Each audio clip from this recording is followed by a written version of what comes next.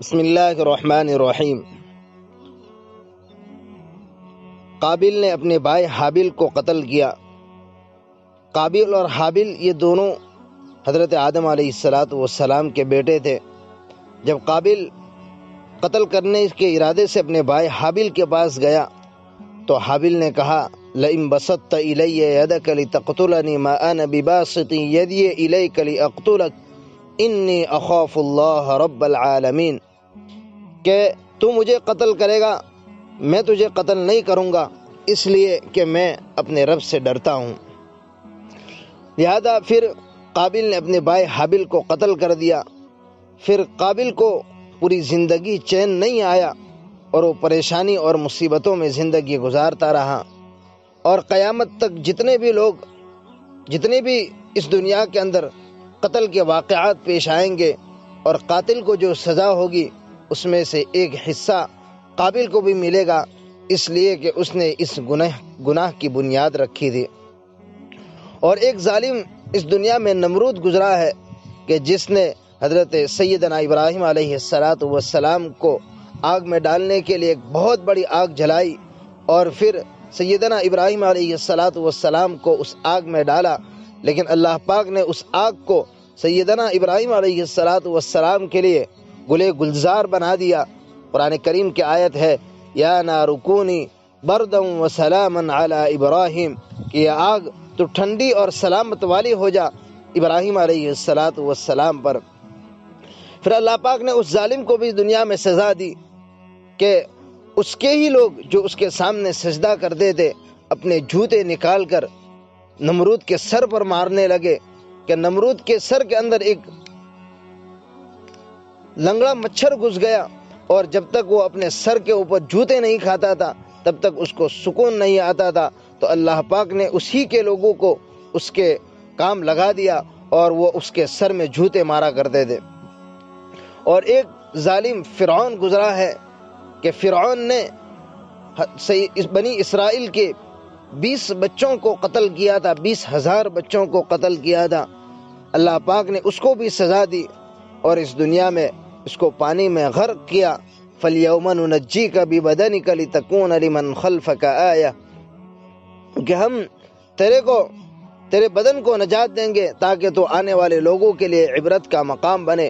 اور پانی نے اس کی لاش کو باہر پھینکا، اور وہ ابھی بھی مصر کے عجائب گھر میں موجود ہے، اور یہ قیامت تک لوگوں کے لیے عبرت کا مقام بنے گی۔ اور 2 ظالم وہ بھی ہے جو دیوار فلانگ کر آئے تھے اور انہوں نے حضرت عثمان رضی اللہ تعالی عنہ کو شہید کیا تھا۔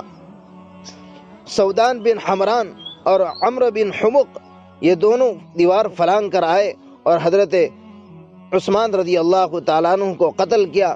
حضرت عثمان رضی اللہ تعالیٰ عنہ 40 دن سے بھوکے تھے۔ اللہ کے نبی صلی اللہ علیہ وسلم خواب میں آئے اور کہا کہ عثمان کل افطاری آپ ہمارے ساتھ کریں گے۔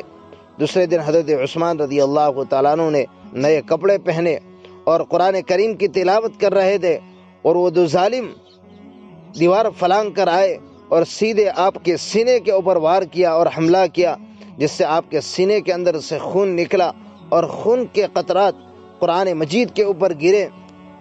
وہ قرآن مجید کل قیامت کے دن حضرت عثمان رضی اللہ تعالیٰ عنہ کی شہادت کی گواہی دیں گے۔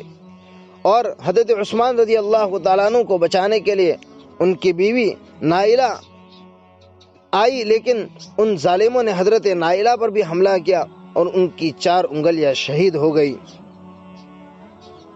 حضرت عثمان رضی اللہ تعالیٰ عنہ نے اپنی زندگی میں کبھی کسی کو بد دعا نہیں دی تھی، لیکن جب ان ظالموں نے آپ کی ذات پر حملہ کیا تو آپ نے بد دعا دی کہ اللہ ان کے دونوں پیر کاٹ دے اور ان کے دونوں ہاتھ کاٹ دے اور ان کی زبان باہر نکل جائے، یہ پانی مانگے اور ان کو پانی نہ ملے۔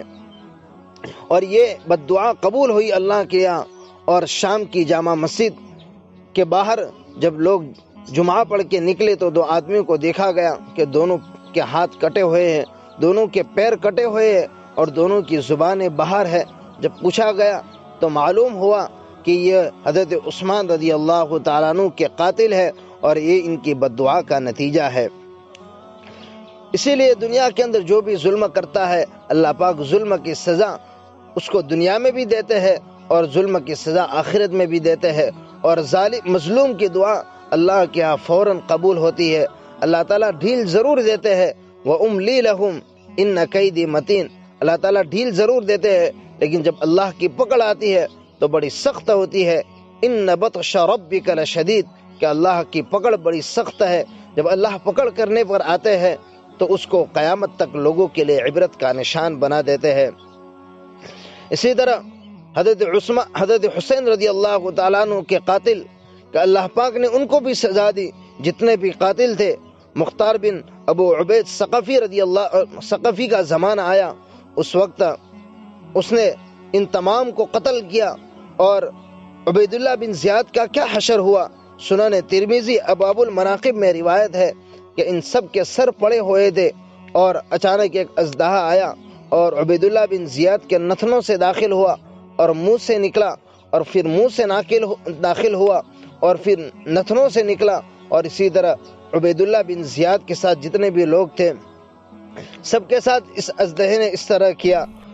تو جو بھی ظلم کرتا ہے اللہ پاک اس کو ظلم کی سزا ضرور دیتے ہیں، اور آج ہمارے معاشرے کے اندر ہر قوی اپنے ضعیف پر ظلم کرتا ہے، ہر مالدار اپنے کمزور کے اوپر ظلم کرتا ہے، ہر کاروبار کرنے والا اپنے کام کرنے والوں پر ظلم کرتا ہے۔ اس لیے ظلم سے بچنا چاہیے، ظلم کی سزا اللہ کے یہاں بڑی سخت ہے۔ اللہ تعالیٰ ظلم سے ہم سب کی حفاظت فرمائے۔ الصبح بدا من